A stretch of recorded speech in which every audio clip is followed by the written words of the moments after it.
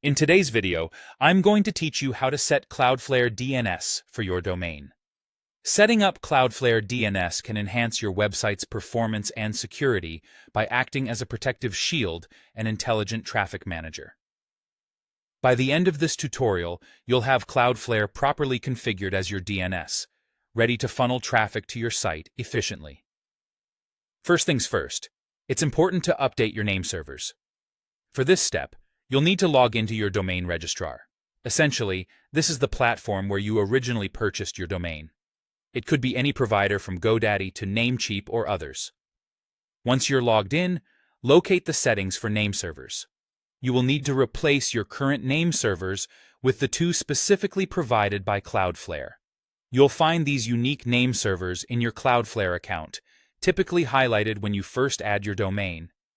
This switch is key to routing your domain's traffic through Cloudflare's network. It's also crucial to ensure that DNSSEC is disabled at your registrar. DNSSEC, or Domain Name System Security Extensions, is a protective measure. But when changing name servers, it's important that this isn't active to avoid any potential DNS failures. Disabling it beforehand ensures a smoother transition without risking interruptions to your website's availability. Once your name servers are updated and DNSSEC is managed, head over to your Cloudflare dashboard to manage and add your DNS records. Navigate to the DNS section, then click on Records, followed by Add Record. This section is where you'll input all essential configurations that dictate how visitors and emails reach your services. There are several fields you'll need to fill out when adding a DNS record. First, you'll select the type of record you're adding, such as A, CNAME, MX, or TXT, depending on your needs. For instance, an A record points your domain to an IP address, while a CNAME can alias your domain to another name. Following the type selection, the name field defines which part of your domain this record applies to. Common inputs here are @ for the root domain, or www to cover its subdomain.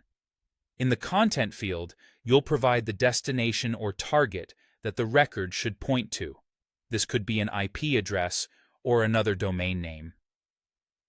The TTL, or time to live setting, dictates how long this DNS record is cached.